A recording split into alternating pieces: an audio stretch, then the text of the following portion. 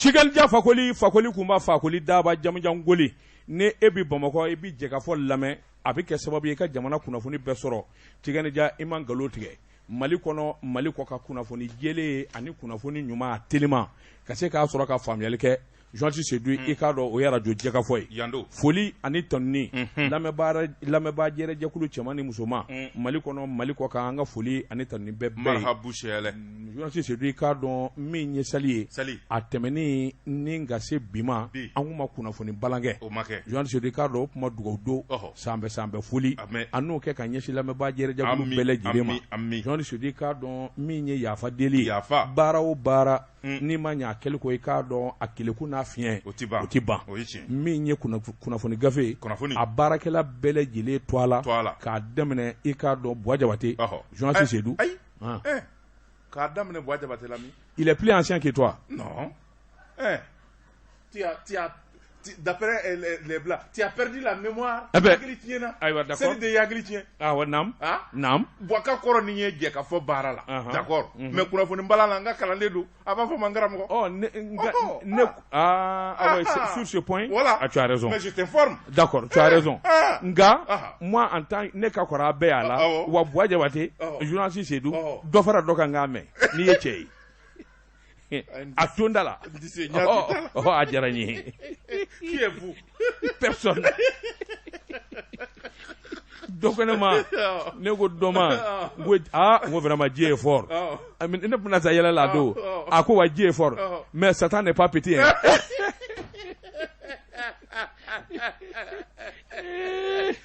Joansi Seydou k'a dɔn yafa deli lamɛnbaw i k'a dɔn kunnafoni sɛbɛbaw Joansi Seydou k'a dɔn fili ti ban hakaja an fɔ n'an bɛ jɛ ka nin baara in kɛ an ka foli bɛɛ techniciens bɛ fara an kan u fana ka foli bɛɛ ka ɲɛsin lamɛnbaw ma an bɛ dugawu k'u ye u fana ka dugawu k'an ye Joansi Seydou i k'a dɔn an ka nin baara in n y'a f'i ye cogo min i k'a dɔn nkalon ti ban na fili ti ban na yafa kɔni an b'o deli i k'a dɔn radio so ɲɛmaaso i k'a dɔn ka fara anw kan nin ye foli ye ka ɲɛsin bɛɛ lajɛlen ma n'a sɔrɔla a bɛ faamu a faamuna foyi tɛ n bolo ka da nin kan tabarakala a mɛ Jakite i k'a dɔn yafa ɲini ka kɛ bɛɛ fɛ juges avocat kɛlɛkura kana tigɛ maa fɛ kɛlɛ kana kɛ maa fɛ kɛlɛmatigɛliw ka dabila kokɔrɔfɔw ka dabila ɲɔgɔnsɔnfɔw ka dabila n'o kɛra sigi bi diya o ye tiɲɛ ye i taara foli kɛ yan min kasɔmɔ bɔ mɔgɔw la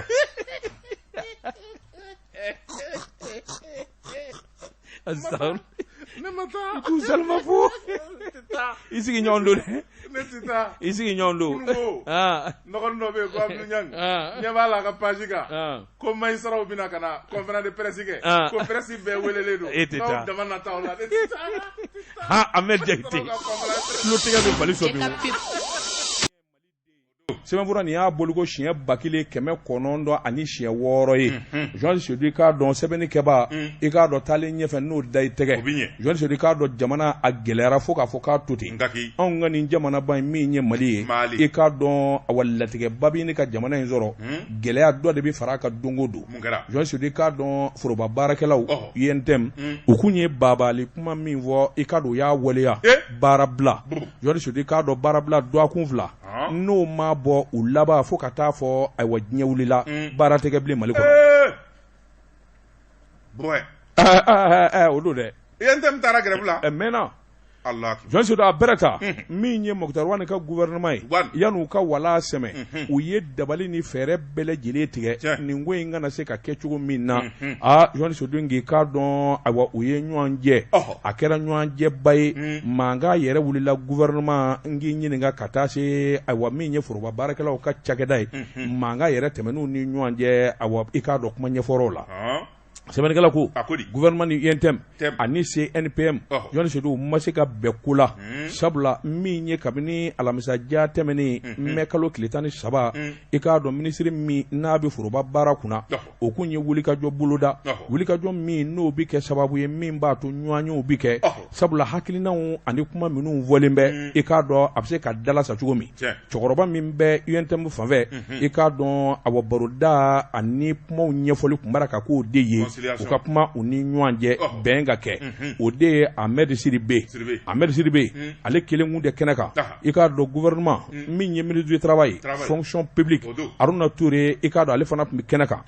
nka ministre 15 sigi kun kelen bɛ k'o de kɔnɔ ministre tɔ si mana a kɛra sanni kelen-kelen ye olu ye mɔɔw ci nin bɛɛ kɛra dimi ye UNTM bolo nin ɲɔgɔn na kosɛbɛ nin ɲɔgɔn na kumaba jamana jɔli kuma aw minnu ye ministre ye aw k'a bangan na nin kɔni ye mafiya de ye kabini ye i b'a ye k'a fɔ 5 donna fiɲɛ na sɛbɛnnikɛlaw ko kuma min ni sigi kɛra kumaw ka bɔ ɲɔgɔn kɔrɔ i k'a dɔn hakilinaw ka da jira ɲɔgɔn na min ye Abdrahamane Henta Touré ale ye awa UNTM ɲɛmaa danga ye hakaja ale ye kuma bɔ k'a sɛbɛkɔrɔto anw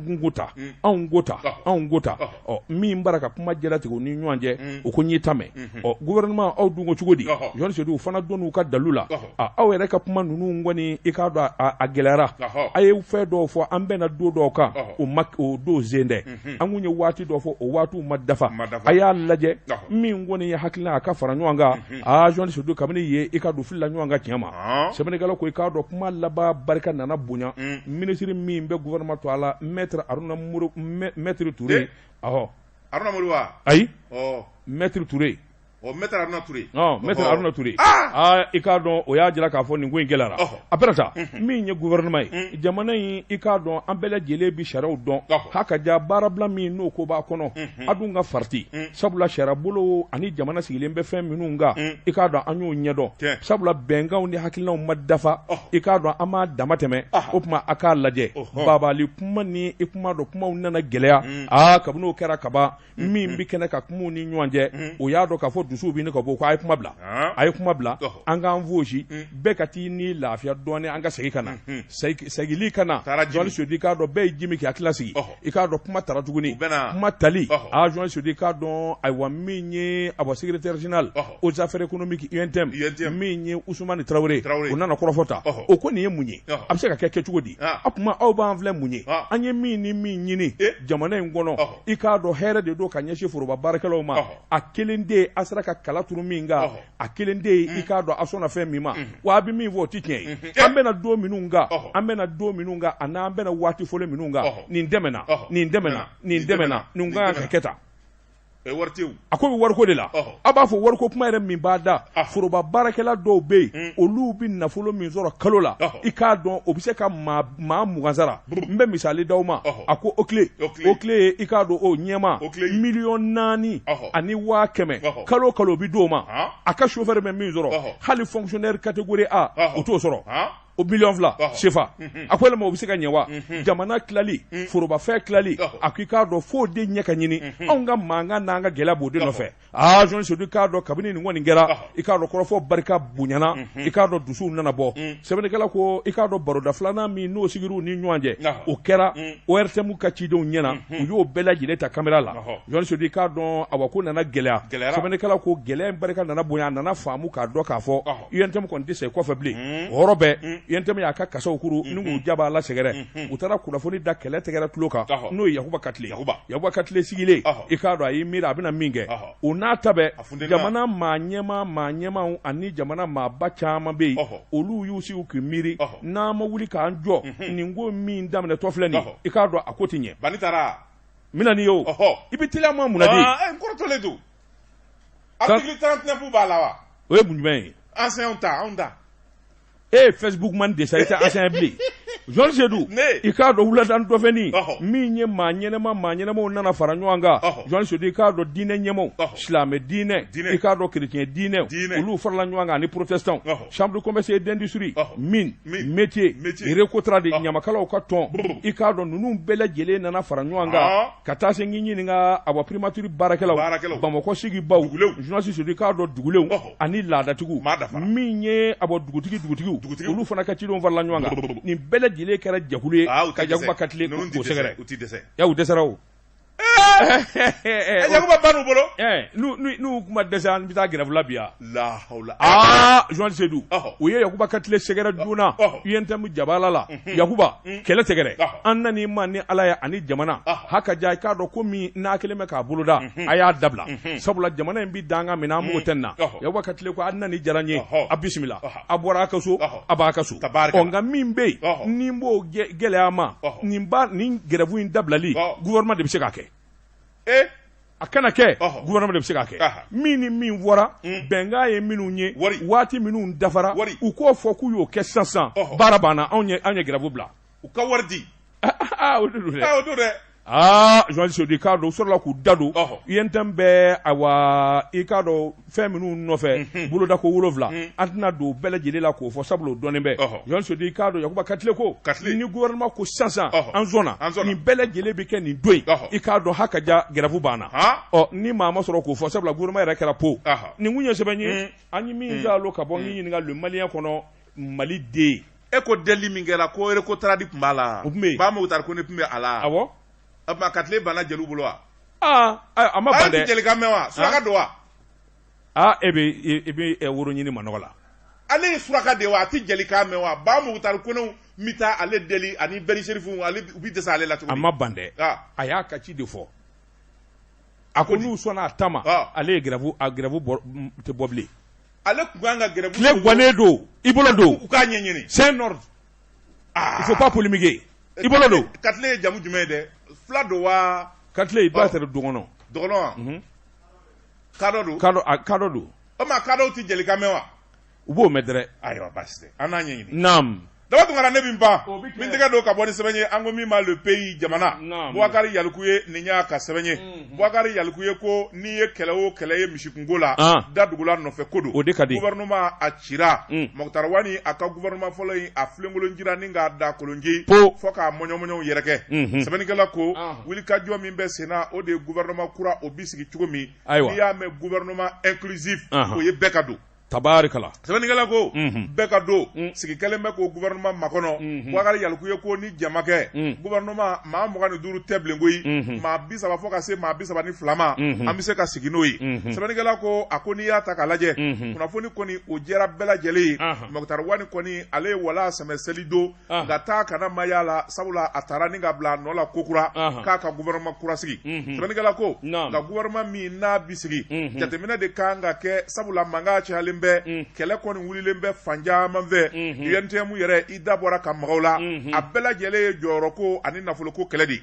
sɛbɛnnikɛla ko a ko an bɛ don min na ko bi fɛn min ye nin ko in wuli ka jɔ a n'a jateminɛw ye minnu n'olu kɛlen bɛ o kɔni y'a jira k'a fɔ gouvernement kura min bɛna sigi Bil Haki maa 30 kɔni fɔ ka se maa 32 ma sigi kɛlen bɛ nin k'o kɔnɔ sabula gɛlɛya min b'an ka jamana kɔnɔ wuli ka jɔ min bɛ sen na kɔrɔfɔ min bi fɔ cɛmancɛla fanga kunkan diyagoya fɔ fɛn min ye jamu fanga tigilamɔgɔw ye politique tɔnw société civile ka fara syndicat kan UNTM n'a ɲɔgɔnna olu bɛɛ lajɛlen k'u ta sɔrɔ sɛbɛnnikɛla ko Boubacar Yaliku ye ko ale ye min bɛ gundo la o ye k'a fɔ M5 yɛrɛ ci bilar'u ma k'a fɔ u ka maa di u kun ye communiqué kɛ fɔlɔ k'a fɔ ko u sen di don ko in na sabula u diminen bɛ UNTM ani M5 olu tun bɛ min nɔfɛ o dɔnnen bɛ sabula M5 ta fɔ primature de ka d'olu ma Mukutari Wani bɛ yɔrɔ min na dɛ a ka wuli ka bɔ yen min bɛ se k'a to M5 a ka maa di min bɛ kɛ premier ministre ye wa tɔgɔ 3 de b'u da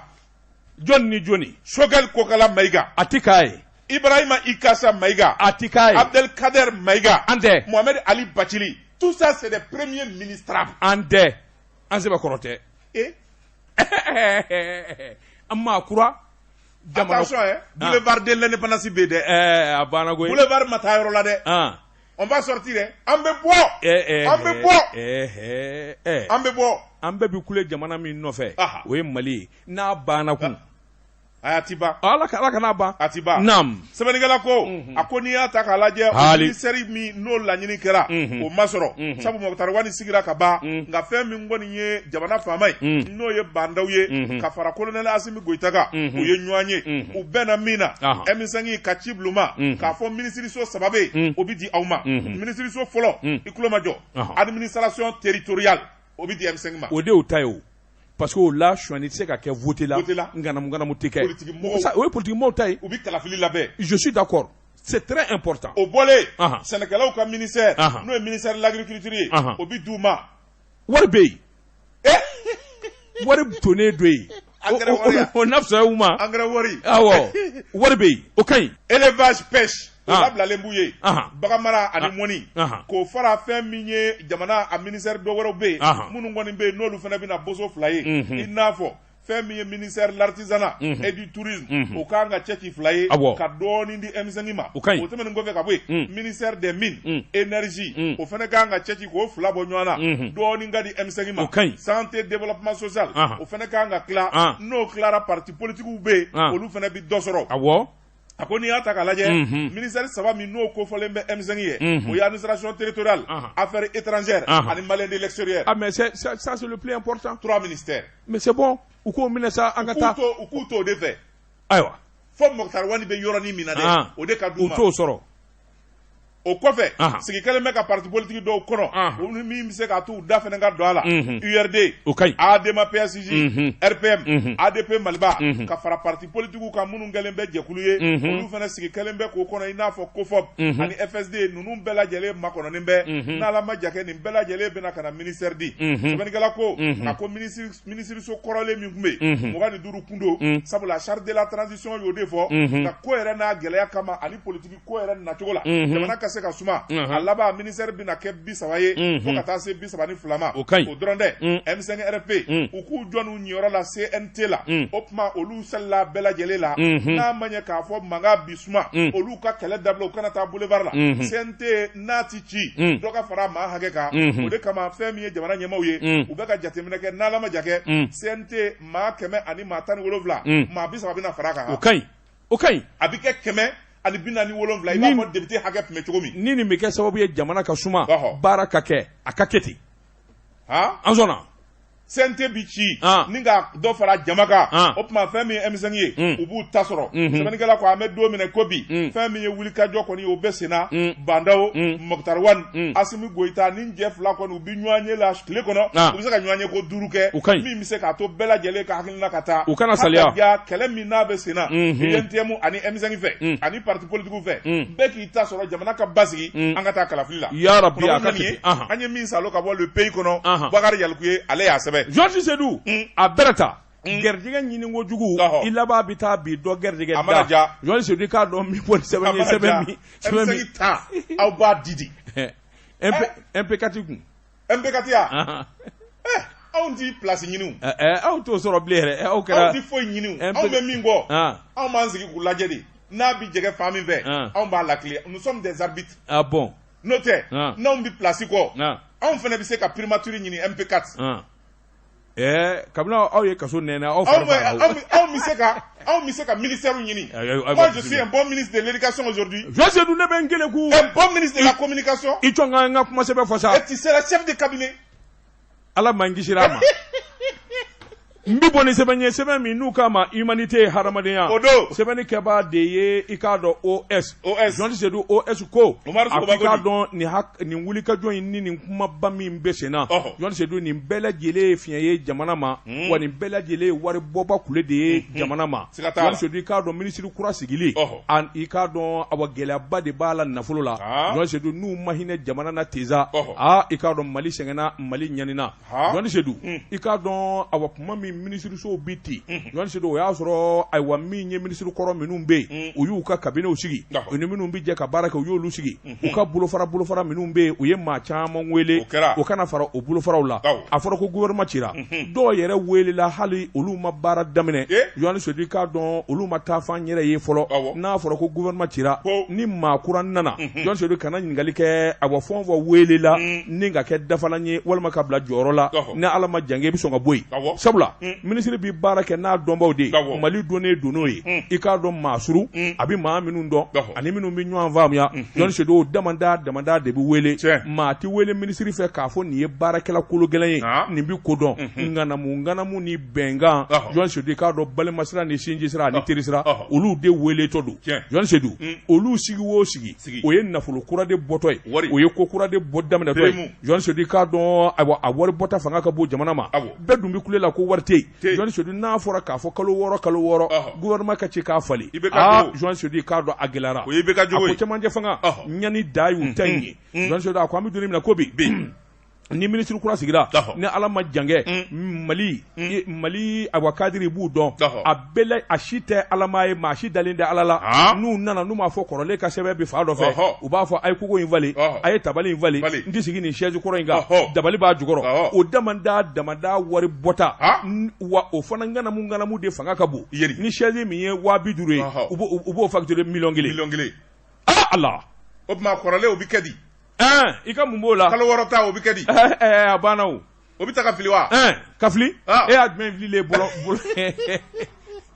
o bi taa feere sugu la o bi taa feere sugu de la nkɛ Joan Sodu a ko i k'a dɔn ni hinɛ ma kɛ jamana na a gɛlɛyara fo k'a fɔ k'a to ten a ko nin ko ninnu kɔni waati dɔ sera sa maliden ka faamuyali kɛ i kɛra politigima ye o i kɛra kadiri ye o i kɛra maa wɛrɛ gansan ye o Joan Sodu i k'a dɔn nin wari bɔta fanga ka bon jamana ma ko sɛbɛnw dun bɛ wari kan ka don min na nka nin damanda minisiri falen Joan Sodu k'i k'a dɔn a wari tiɲɛta bɔta ka bon kosɛbɛ a ko an bɛ don min na ko bi minisiri kura sigili Joan Sodu i k'a dɔn ani maa kuraw de bɛ na chaise kura hali kogo a b'a fɔ ko k'a pɛntiri Donfini o jagoya o ministre e ma ye faama ye cogo jumɛn na ka taa i pari yugu la araida la ayi o ti ɲɛ bilen o Samusara Kutiri mɔgɔw de y'u jasa o sabula a fɛnw mana kɛ ministre ye bɛɛ bɛ taa Fatumata Numazana fɛ bɛɛ bɛ taa Fatumata Numazana fɛ Bazenkura wari bi yaara cogo a bi yaara ten i y'a ye Joan Sodu sɛbɛnnikɛla ko ni jama to a ko i k'a dɔn ko in gɛlɛyara fo k'a fɔ k'a to ten i k'a dɔn ayiwa jamana tɔni min bɛ yen an bɛ k'o da kolondi k'a filɛ di camancɛ fanga yɛrɛ dun a tɔni man jan bilen Joan Sodu i k'a dɔn nin bɛɛ ye yɛrɛko de ye bɛɛ lajɛlen ko n yɛrɛ n ka don fɛn dɔ la ko dɔ ka di yan n ka fɛn dɔ sɔrɔ nin kun ye sɛbɛn ye an ye min bɔ humanité kɔnɔ adamadenya taasira ɲuman daba tungara ni dɛgɛ ye galama sara a min b'a bi komana gwa i bi galama kari do ka bɔ ni sɛbɛn ye an ko min ma nouvelle horizon Masiriba n'o ye Demba Konate ni y'a ka sɛbɛn ye Demba Konate ko Segu kibaruya min mɛnna a man di sabula fɛn min ye nin jalatigi ba in ye ale taara ye marifa suɲɛ ani marifa feere la ko min ma trafic d'armes sɛbɛnnikɛla ko a ko fɛn min ye mɛkalo tile 8 tɛmɛnen polisiw kɔni u ye sɛgɛsɛgɛli dɔ daminɛ mɔbili o mɔbili bi tɛmɛ u b'a laraw ye ala nana ka na mɔbili dɔ kɔni bi u ka jan kɔnɔ Koba taxi rond point na Marikala sira fanfɛla na a kun dalen bɛ Marikala kan sɛbɛnnikɛla ko wuli ka jɔ ani sɛgɛsɛgɛliw kɛlen u nana ka na mɔbili kɔni kɔnɔna lajɛ ni k'a laraw ye u taara bɔ fɛn min kɔni kan o ye marifa jugu camanba de ye min zɔnzɔnlen b'a kɔfuru la mugu ni kisɛ sɛbɛnnikɛla ko a ko n'i y'a ta k'a lajɛ fɛn min ye mɔbili boliba ye chauffeur do a tɔgɔ de ko Amadu Kulubali a ɲininkale e ye nin marifaw bɔ min i bɛ taa n'a ye min kanjɔ le ma sɔrɔ a da a labanna maa min ye marifaw d'a ma o ye sous-lieutenant ye a labanna ni k'o tɔgɔ fɔ o kɔni o yɔrɔnin bɛɛ lajɛlen ci bilar'o ma o sous-lieutenant in tɔgɔ Idrissa Konate sɛbɛnnikɛla ko fɛn min ye sous-lieutenant Idrissa Konate sɛgɛsɛgɛli nana daminɛ Idrissa a welela ka na nin marifa minnu filɛ nin ye n'o ye PM ninnu ye an'u chargeru mugu ni kisɛ a ko ni marifa ninnu bɔra min u bɛ taa min sɛbɛnnikɛla ko a ko kuma min sɔrɔla Idrissa da i b'o dɔ de ye k'ale kun bɔtɔ don mission na k'ale ɲinɛ n'a ka marifaw kɔ Amadu fɛ yen sɔrɔsigɛ k'a fɔ k'ale u m'a da a ɲɛ kan polisi tɛ se ka sɔrɔsi mɔgɔw walahi hali civili ni sɔrɔsigɛ nin f'i ɲɛna walahi a jɛnɛmin'a ɲɛ kan tɛ se ka en temps de guerre e bɔra mission na ka ɲinɛ marifa kɔ polisi tɛ se ka ilayi polisi tɛ se sɛbɛnnikɛla ko a ko n'i y'a ta k'a lajɛ kuma in fɔ polisiw ye ɲininkali guwan la a y'a dɔn sa ale ye officier ye polisiw dayɔrɔ dɔnnen don a labanna ka ŋɛɲɛ ɲumu bolo n'a mi kungo sa ma dɛ polisiw y'a dɔn k'a fɔ ko in bɛ taa k'u bolo da o yɔrɔ bɛ o ye ci bila gendarmerie ma mais c'est tout gendarmew nana u nana ka na fɔsɔ k'a tɛgɛ k'a ku ye ka taa sigi caki voilà ni ka ɲininkali busamisɛn guwan la a ye tiɲɛ fɔ wa a ye tiɲɛ fɔ a ko mun marifa fɛn o fɛn n'u b'a bolo kɛlɛkɛ sɔrɔsiw ka marifa dɛ n'u taara kɛlɛyɔrɔ ale de b'i dɛ tɔw ɲɛnɛma a b'i yɛrɛ kɛ chargeur tala ye o y'a sɔrɔ a y'a kelen fosi ka bɔ marifaw la ka taa ka mobili kɔfuru sɛsɛ tewu o tuma u bɛ yɔrɔ min da Masina sira in jadisuw tɛ Masina fan in fɛ u bɛ taa feere olu ma Allah un sous-officier de l'armée. Voilà. Au début, on a marfana qui s'est fait. Mais ça nous apprendra. Ça nous apprendra qu'à mɔgɔw nommer ka jala di mɔgɔw ma ten. C'est ça. Ça nous apprendra. C'est ça. Naam. sɛbɛnnikɛla ko Ali. a ko n'i y'a ta k'a lajɛ fɛn min ye Idrissa Konate a ɲininkalen kɔni fɛn min ye ko in a jɔna la sabula fɛn min ye marifa minnu n'olu bɔlen bɛ a bɛ nin bɛɛ lajɛlen de ta dɔɔni dɔɔni a t'a caya koyi a b'a salo dɔɔni dɔɔni duuru wɔɔrɔ a b'a salo ten sabula min yera kɔ o ye pistolet mitrailleur 5 a n'a chargeur ka fara fɛn min ye munition dɔw kan o de yera kɔ o tuma nin cɛ in kɔni min ye chauffeur kɛ ye n'o ye Amadu Kulubali ye ale de bɛ t'u placer o tuma ka sɔrɔ ka na u bɛ wari tila sɛbɛnnikɛla ko gendarme kɔni ye ko in sɛgɛsɛgɛ ni k'a ɲɛdɔn o yɔrɔnin bɛɛ lajɛlen tɛgɛ kɛra Idrissa Konate nka ni k'a latɛmɛ sariya tigilamɔgɔw ma n'o ye sɔrɔdasiw ka sariya ye sɛbɛnnikɛla ko a ko nin t'a siɲɛ fɔlɔ ye Segu yanfan in fɛ sɔrɔdasi minnu bilalen bɛ kɛlɛ la a caman bɛrɛ bɛ n'u ka tesɔngɔ mangɛniw kun wali u ka minda kɔni sɔngɔ mangɛniw kun o yɔrɔnin bɛɛ marifa minnu b'u bolo ni marifa ye 2 ni 3 bɔ dɔrɔn u bɛ se k'a feere ten sɛbɛnnikɛla ko a ko waati tɛmɛna an ka jamana in kɔnɔ sɔrɔdasiw tun bɛ kulekan bɔ k'a fɔ sɔrɔdasikɛ cɛ 5 o bi jɛ marifa 1 na sɛbɛnnikɛla ko o don tɛ bi ye marifa kɔni nzana jamana faamaw fɛ ni caya o caya kojugu de nalen bɛ kɔlɔlɔ ye tuguni o sɔrɔdasi kelenw bɛ laban ka sɔrɔdasi teni a bɔrɔfa ta k'a feere ka marifa ni munition ta k'a feere jugu ma o tɛ yɛrɛfa ya yɛrɛfa kɔni tɛ min b'a feere o tɛ taa fɔrɔna o tɛ taa fɔrɔna n'o tɛ n'ale bɛ fɔrɔna ye n'ale bilalen bɛ jabali wala masina fɔrɔna ye a bɛ sɔn ka marifa feere jugu ma Ala k'an ni silamɛw kisi min bɛ fɔrɔna n'olu dɔgɔyara i laban i bɛ taa a bɛ taa sɛbɛnnikɛla ko a ko n'i y'a ta k'a lajɛ nin n'a ɲɔgɔnna ko kɔni bɛ kɛ Segu wa fɛn min ye sɔrɔdasi dɔwɛrɛ ye o mina na nin ɲɔgɔnna in na sabula ale ye marifa jugu camanba den de ta ka taa dɔw feere donsow ma ani jihadistes ma ale laban na ni ka tɛgɛ ko kan kunnafoni filɛ nin ye min bɔra Nouvelle Horizon kɔnɔ a ka bi bɔli la Jɛka pep anw lakodɔn nɛgɛ kanɲɛ 12 sera Bamako k'a fɔ jiginɛw ka bonyamasegi bɛ aw ye Daba Tunkara i bolo don Joasi Seydou misirima ka kɔfilɛ ɲɛfilɛ o ye laada ye n'o tɛ fa bɛɛ lajɛlen ye dibi ye Joasi Seydou k'a dɔn n bɛ bɔ ni sɛbɛn ye sɛbɛn min n'u k'a ma ko l'indépendant kɛ n yɛrɛ jɛya Joasi Seydou k'a dɔn o de kɛra général Yamusa Kamara ye général Yamusa Kamara maninka don Joasi Seydou k'a dɔn a tɛ se kuma dogo la wa dusu ka bon a ko kɔsɔn in na min ye sɛbɛnni ye n'o ye livre ye Musa Sayon Kamara ka fɔ la i k'a dɔn a ye livre sɛbɛn livre min kɔnɔna na a bɛ sɛbɛkɔrɔ jɛya bere rouge n'o ye sɔrɔdasi banbilemandigi minnu fara i k'a dɔn Amadu Ayasa nɔgɔ ka tile la min ni min kɛra min ye min kɛ a ɲɛ ka se ka dɔn nka général Yamusa Kamara Joasi Seydou i k'a dɔn Abasumɛlɛ Bube Mayiga a kɔni kelen bɛ k'o tɔgɔ sɛbɛkɔrɔ tiɲɛ a ko nin ko in bɛɛ lajɛlen k'ale sɔrɔ k'ale to a tiɲɛ Bube don général Yamusa Kamara ko ale ni Bube ka sɔ ma deli ka fi da kelen kɔnɔ ka sababu kɛ min ye jamanakuntigi min kun bɛ Ibrahim Boubacar Keita i k'a dɔn o fana tɛ awa ko kelen kan Joasi Seydou i k'a dɔn i mana min fɔ a ye don min a b'o minɛ min ye bere rouge maa 21 a ko i k'a dɔn kiiri kɛra kiiri min kɛra coup d'état min kɛra mars kalo san 2012 i k'a dɔn kiiri in kɛli hali bi n'a ka bi a ma kɛ sababu ye i k'a dɔn gundo caman de bɛ min ka se ka ɲɛdɔn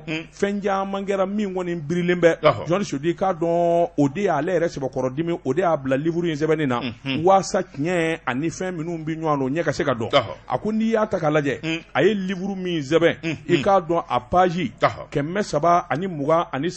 Joasi Seydou i k'a dɔn a ye ministeriya kɛ a n'o ye sɔrɔdasiw ka ministère de la défense a y'o kɛ ko ninnu bɛ kɛ waati min a ko i k'a dɔn wulikajɔ ni jateminɛ fɛn bɛɛ lajɛlen de kɛra k'ale to a tiɲɛ fɛn bɛɛ lajɛlen kɛra Bube fɛ ale i k'a dɔn ale bɛ se ka gɛlɛya sɔrɔ cogo min na k'a sababu kɛ dɔwɛrɛ tɛ u ka kumaw kun tɛ kelen ye jamanakuntigi kɛrɛfɛ a mana fɛn o fɛn fɔ ale tun b'o kɔkari wa ale ta laban bɛ taa kɛ tiɲɛ ye kabini ale kɔni y'o kɛ Bube la Bube y'i kɛlen k'i da larusi la i k'a dɔn dabalijugu fɛɛrɛjugu fo k'ale nɔɔni k'ale tɔgɔ de tiɲɛ a ko n'o tɛ bere rouge a k'i k'a dɔn ninnu fali Joasi Seydou k'i k'a dɔn a kɔrɔ kɛ cogo min na jamanaden bɛɛ lajɛlen b'a dɔn o tɛmɛnen kɔfɛ a k'u ye ɲɔgɔn sɔrɔ gɛlɛya yɛrɛ min fana na o de ye ni hakili b'a la Faransikaw ka journaliste 2 olu de la ka fa Kidal san 2014 Yamusa Kamara ka fɔ la a ko o de wulikajɔ n'o k'o kɔnɔ sabula kuma dɔw fɔra Bube fɛ ale y'a jira jamanakuntigi la IBK la don tiɲɛ tɛ i k'a dɔn a donnama in kama min ye Bube ye ye i k'a dɔn Serval a tun b'olu ka ci la a ko i k'a dɔn o Serval kelen de yɛlɛmana ka kɛ Barikani ye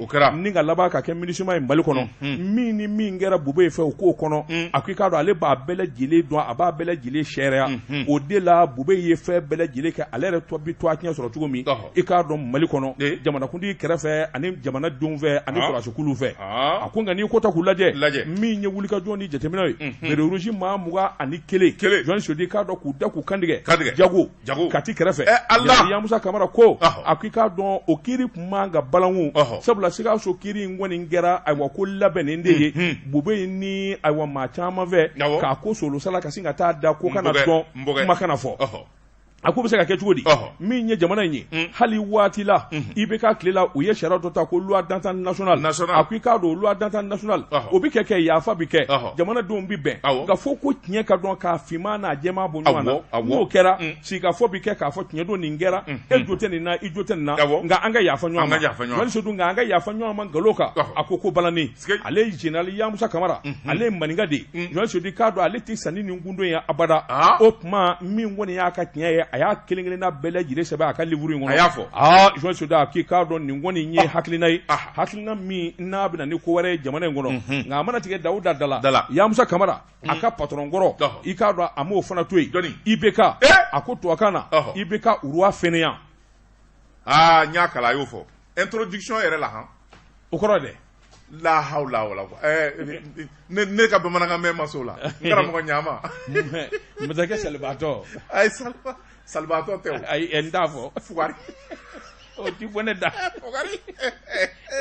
o ti bɔ ne da ma fɛnɛya o ye fugari kɔrɔ masakɛ min tɛ se ka ayiwa so dabɔ ji la a ko IBK kun y'o ye i k'a dɔn ale kɔni n'o tiɲɛ yɛrɛ la IBK kun ye faama ye wa a bɛ sigi chaise min kan o tun bɛ yaala bâche de kɔnɔ a nɔfɛ kɔni n'a taara mission na yɔrɔ yɔrɔ wa maa dɔ bɛ yen dɔ ka baara ye ka bâche in boli dɔ ka baara ye ka chaise in kɔlɔsi dɔ ka baara ye k'a nettoyer k'a ta k'a sigi a ka biri ye ala non tiɲɛ yɛrɛ la non c'était un wura non maninka tɛ fɛn ye dɛ wura c'était un wura ye ala ni bamanan biya sa a bɛ maninkaw dɔn maninka tɛ fɛn duman dɔn Yamusa n'i ye Yamusa ka livre in kalan a filɛ n ko n y'a sa ne y'a kalan ne ko n ko mɔgɔw yɛrɛ ma livre in faamu maaw kɔnɔ ko Yamusa bɛ ka kuma Bube kan a bɛ min da IBK yɛrɛ kan o de ka jugu don min kɔni ne taara ne yɛrɛ ka IBK faama kɛnɛ kan siɲɛ kelen ne ɲɛ bɛ sani a kana u nana ni bâche dɔ ye bâche kura sannen don il y a un chauffeur il y a un chauffeur garde-corps chaise garde-corps bɛ yen a mobili boliba bɛ yen wa min bɛ chaise nettoyer ka t'o sigi o fana bɛ yen ne ko Mali kɔni wa chaise min garde ni marifa ye wa i n'a sɔrɔ la hali bɛ taa Kidal ani chaise bɛ taa dɔ kelen bɛ ka nin fɔ a ye nin ye masakɛ chaise de ye n'i bɛ nin ka fanga bɛ ji de fanga karila o a bɛɛ kalo a y'a ka berekeni goya berenin dɔ tun bɛ a y'a bolo Sɔrɔdasiw taara a y'a minɛ ka berenin to a bolo a ma fili Gima y'a catiri bɔ ko berenin yɛrɛ karila a y'a nɔfɛ ko fo ka berenin kari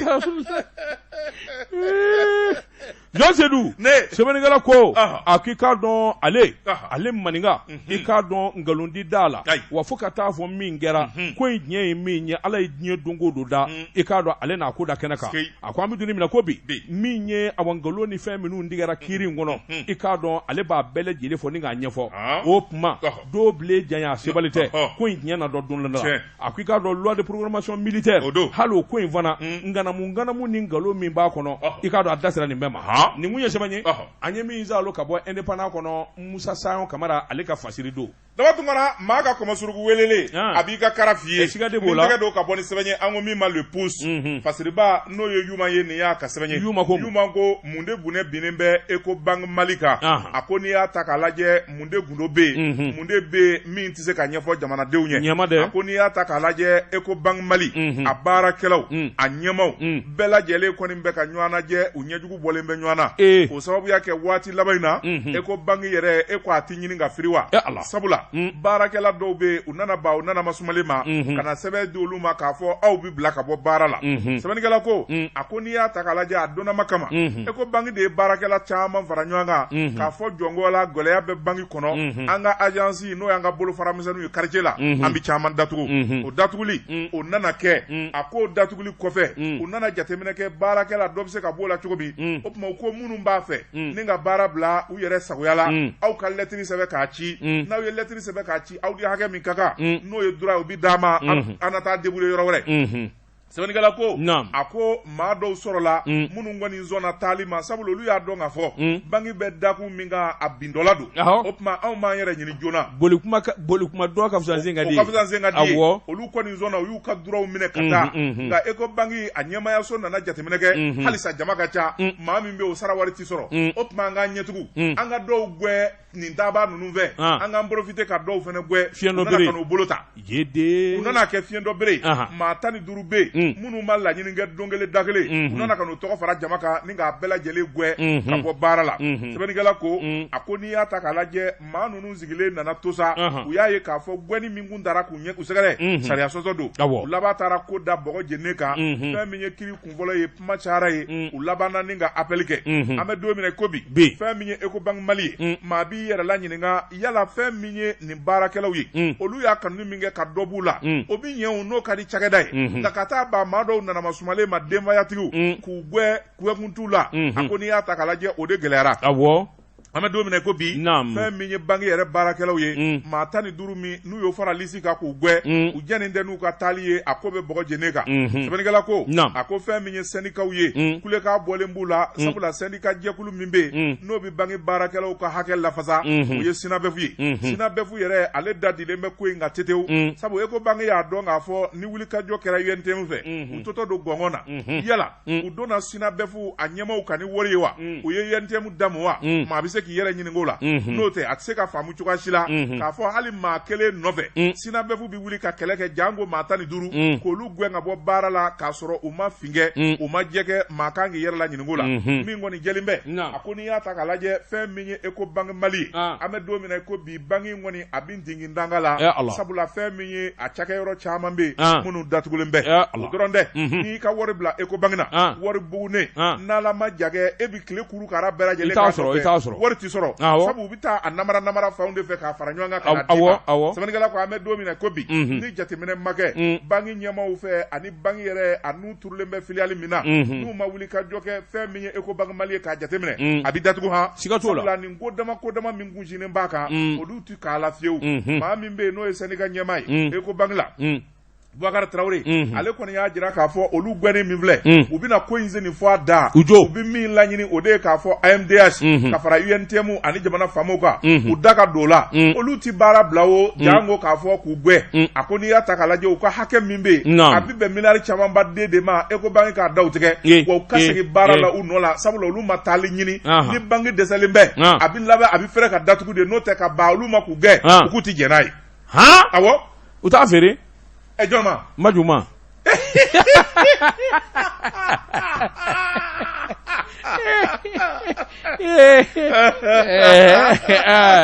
o don dɛ ou bien u k'a feere Birama Amadu Ayidara ma BDM ale bɛ se k'a san ale bɛ se k'a san BDM de la ka fɛn sa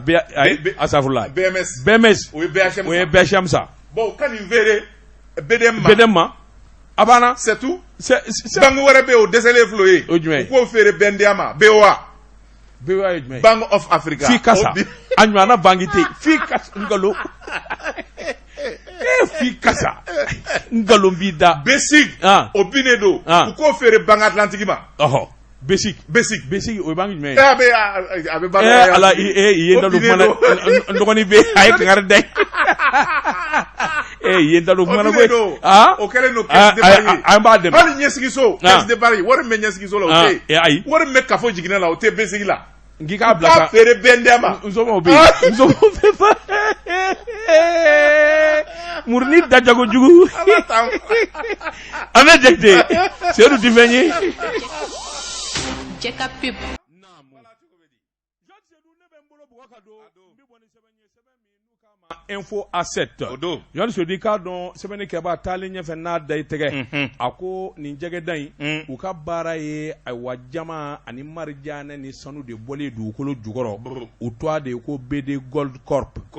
journaliste Seydou miliyɔn 64 dolari wari o de bɛ sarada u fɛ sara la ka ɲɛsin u ka baarakɛlaw ma Mali kɔnɔ i k'a dɔn fo san 2020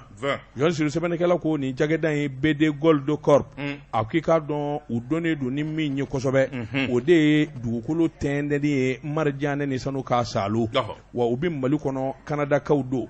u kabini san 2015 i k'a dɔn u bɛ Mali kɔnɔ journaliste i k'a dɔn wuli ka jɔ ni cɛsiri bolo ma i k'a dɔn ani Mali yɛrɛ dɛmɛni bolo ma sabula sanu in bɛ bɔ yan journaliste i k'a dɔn u ye baara caman ani nafa caman kɛ jamana ye u ka cakɛda ani u ka bolofara bɛ yɔrɔ min o de ye min Fekola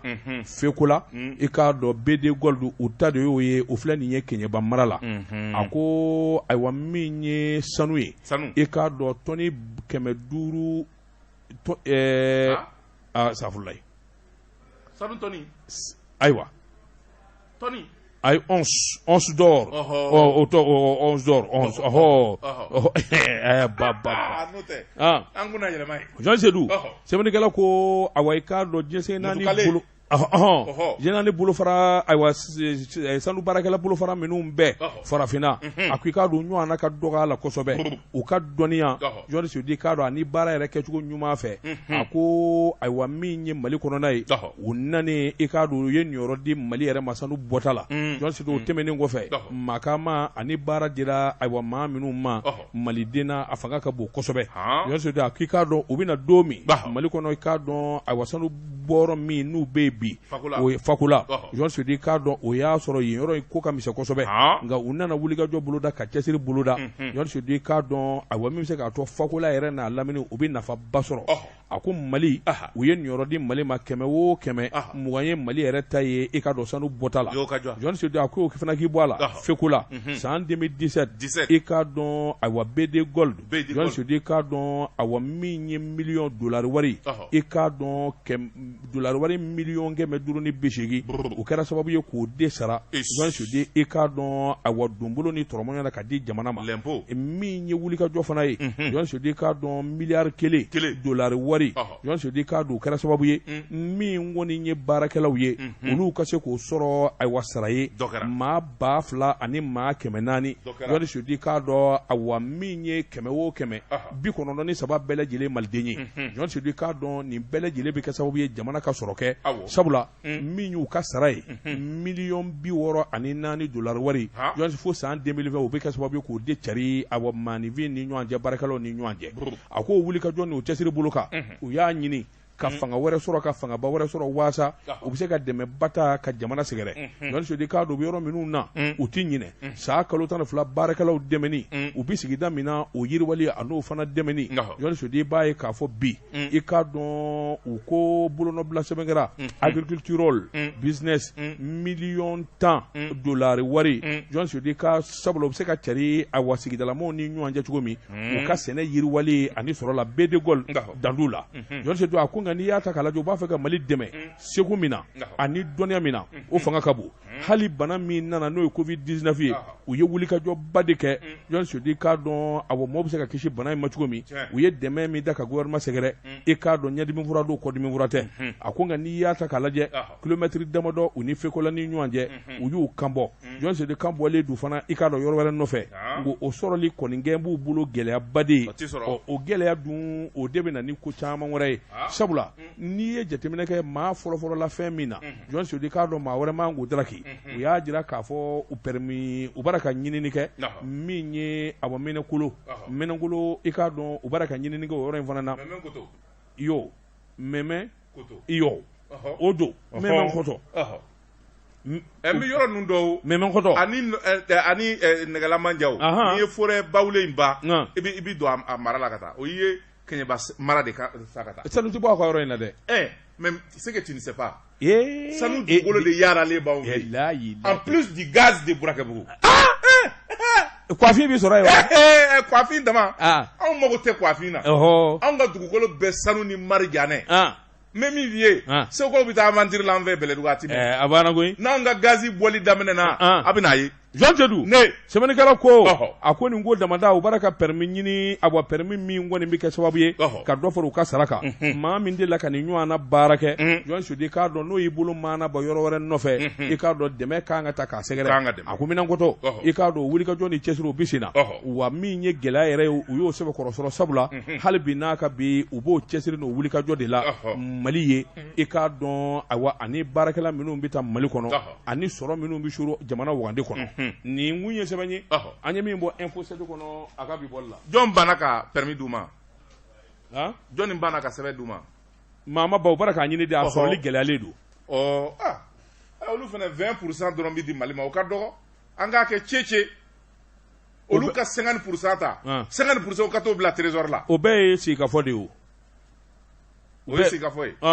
na sigira ka kuma ibe nda menda o te si ka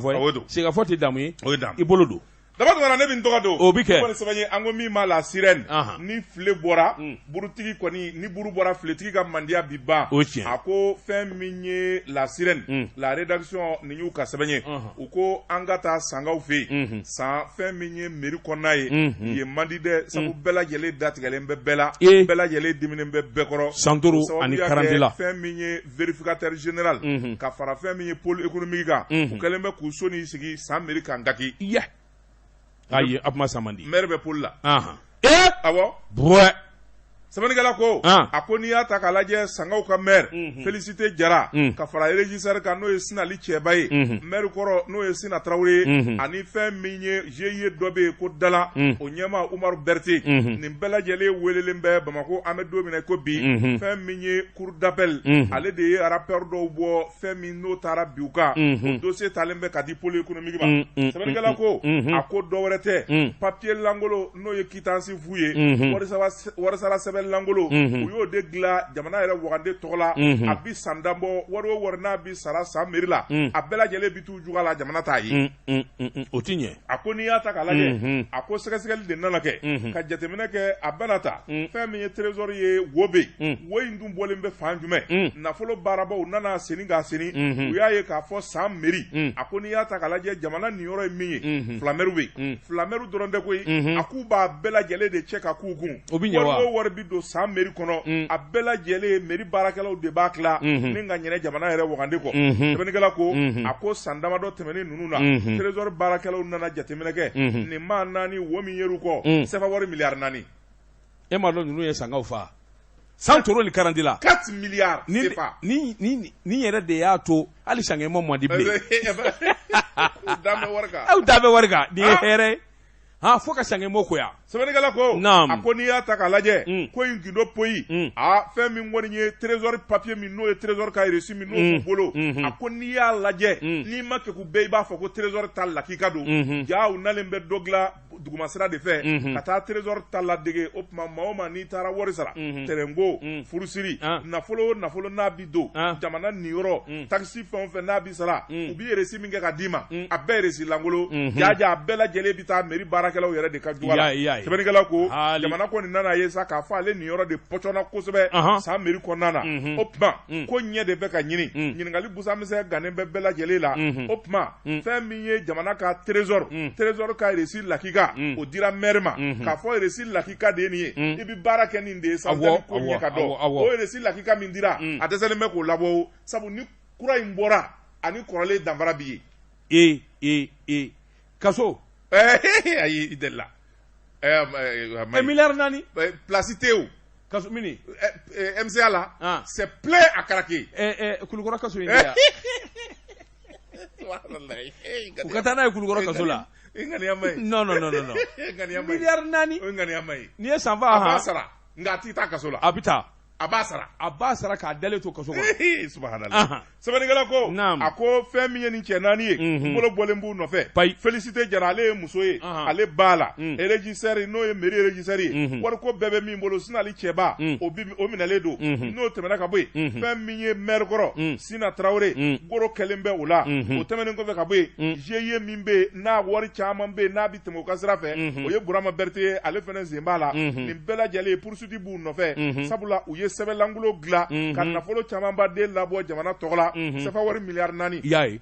a ko n'i y'a ta k'a lajɛ ninnu yɛrɛ de welela kan un fɛ brigade d'investigation judiciaire ni k'u ɲininka sabula san joli joli olu dalen bɛ jamana nafolo kan ni ninnu ma dɛrɛ nin ye bandi ni sow kwale de ye sabula ninnu kɛlen bɛ ka jamana ni k'a nafolo buruja sɛbɛnnikɛla ko an bɛ don minɛ ko bi jeunesse fɛnɛ diminen bɛ sabula trésor ale ye reçu kura min d'u ma k'a fɔ sani ko ɲɛ ka dɔn mairie maaw a ye baara kɛ n'o ye u taalen b'o reçu bila armoire kɔnɔ ka da sɔgɔ a tɛ se ka labɔ o ti ɲɛ o tuma mairie baara bɛɛ lajɛlen jɔlen don baara foyi tɛ ka kɛ jeunesse kɔni y'a jira k'a fɔ n'a ma ɲɛ min kɔ a bɛ k'o ye a bɛ reçu kura in nabɔ jamana nin yɔrɔ ye min ye o bɛ bila jamana wagade kɔnɔ san nin yɔrɔ ye min ye o bɛ di san ma ni ka dugu baara o gɛlɛya de bɛ yen sabula jeunesse yɛrɛ kɛlen bɛ ka wulikajɔ kɛ u ye conférence de presse kɛ ka kunnafonidi kɛ ni ka diɲɛma ladɔnniya cour d'appel Bamako ko in kɔni bɛ yen ani pôle économique ni ɲɔgɔn cɛ a laban dɛgɛ sisi bɛ bɔ karatɔ da sabula i ye min fɔ dɛ a tɛ taa k'o da nin laban u laban bɛ taa ɲɔgɔn yɛrɛ sɔrɔ kaso bɔ n'o fɛ yen o fura t'a la o kɔ koyi fura t'a la awɔ kunnafoni filɛ nin ye an ye min salo ka bɔ la sirɛni kɔnɔ u ka bi bɔli la Jean Sédou ne bɛ n bolo bugɔ ka don n bɛ bɔ ni sɛbɛn ye sɛbɛn min n'u k'a ma l'indicateur de renouveau o don Jean Sédou k'a dɔn ayiwa min ye gɛlɛya ye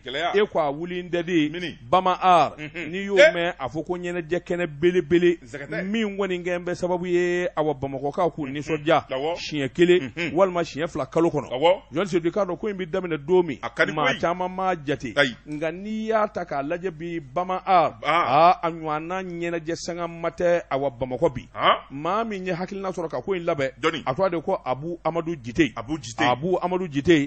ko awɔ e ko ayiwa min ye commune 3 mairie ye u m'a janfa de wa Jean Sédou k'a dɔn janfa in y'a tɔɔrɔ a laban yɛrɛ taara i ta da bɔgɔ jɛninen kan sabula a y'a jira k'a fɔ nin kɛra janfa ani hasidiya ni ɲɛngoya de ye promoteur Bama Art Jean Sédou k'a dɔn a nana wulikajɔ boloda min ye madame Jire ale de commune 3 maire Jean Sédou ka il retire a tɛ fɔ musoni je retire musoyi voilà tu aimes te créer des problèmes il faut que je veille au gré musoyi voilà nga musoni o yi ka kuma ye Jean Sédou sɛbɛnnikɛla ko a k'i k'a dɔn a ko Bama Art daminɛ Jean Sédou commune 3 kɔni foyi u m'u ɲininka u m'u tɔɔrɔ Jean Sédou k'a dɔn sabula place 51 Badawolo in na kɛnɛkolo jala de bɛ yen Jean Sédou k'a dɔn ale yɛrɛ de bɛ ko bɛɛ lajɛlen labɛn ni ka taa ayiwa ɲɛnajɛ k'a sigi sen kan sɛbɛnnikɛla ko sanga nana don ko in na a fanga nana bonya commune 3 mairie sina k'i ɲɛ ngɛnɛ bɔ k'ale wele aw ka nin ɲɛnajɛ ko in ayiwa sisan kɔni kɛnɛ min n'a bɛ taa ɲɛnajɛ kɛ yen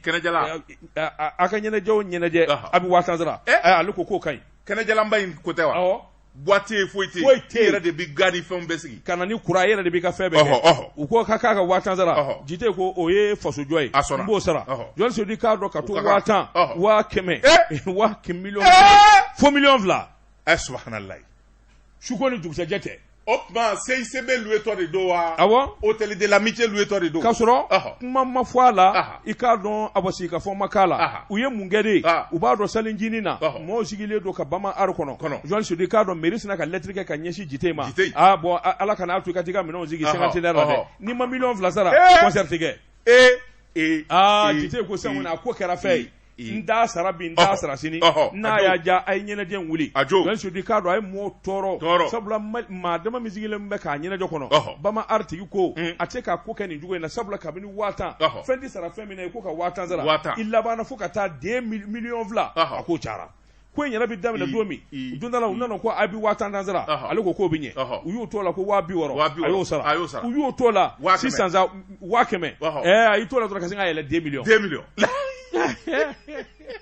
mairie fana nin gɛlɛya dɛ i ye mairie ye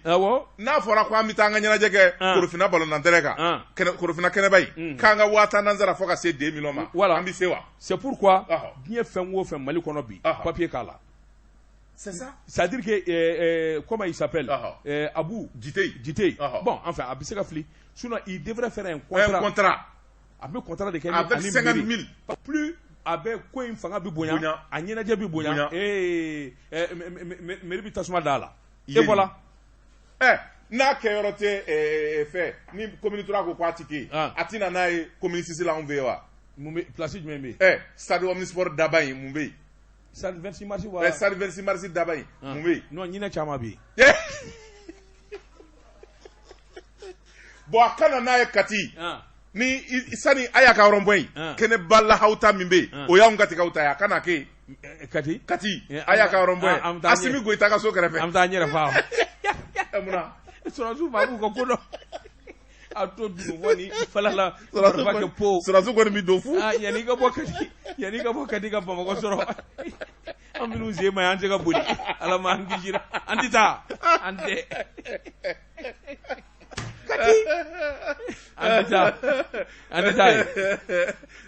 c'est pour être plus sérieux Bama Ar a ye kunnafoni dilaw wele ka kunnafoni don tulo kan an bɛ donni min na i ko bi a taara ta da bɔgɔ jɛnnen kan madame le maire commune sabanan a taara wele tubabukan na abus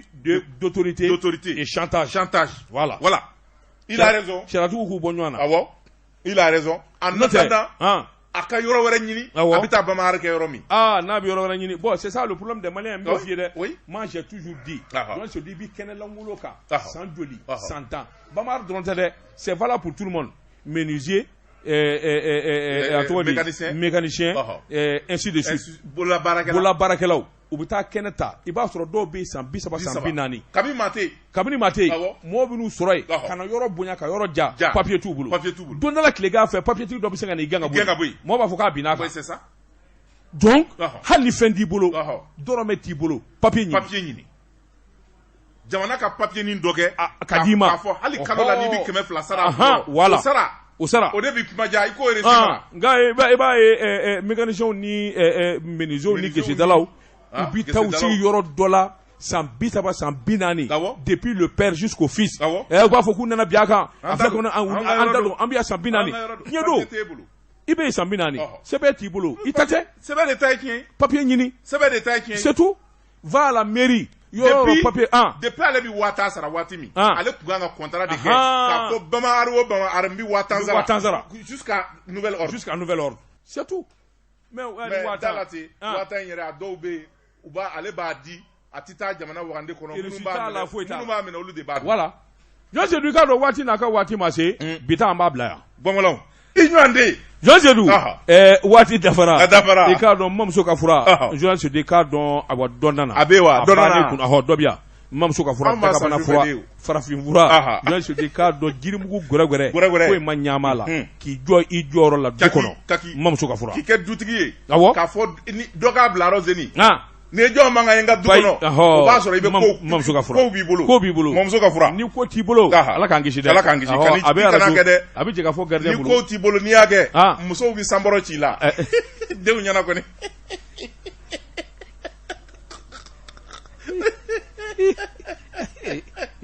n'i tɛ se i ka du kɔrɔ ni ko t'i bolo i ye kuma jugu fɔ koyi hali tɛ se k'i k'a kɔrɔ ta hali ni denmisɛnnin ye min kɛ i b'o mun i tɔgɔ la cɛkɔrɔba i malolen don a tɛ ku i la ka kuma n'i bɔra du kɛnɛ na k'i b'i jɛma muso bɛ se ka kuma goman dɔ f'i ye ka sanbɔrɔ ci la wala a bɛ se ka kuma bana min ne dɔ don a ni ɲɔgɔn cɛ e b'a dɔn a kan bɛ min ma muso ma ɲi dɛ ala tɛ kuma gɛlɛn fɔ ko e ko mun mɔrɔ i tɛ bɔ anw da la ala ka ni sila an bɛ jɛn ka dɔn min ye farikolo ɲɛnikɛlaw ye min ye réalini ye foyi réal ka ko banna ɲina o foyi u tɛ foyi sɔrɔ e t'a ɲɛdɔn ni ala ma jankɛ hali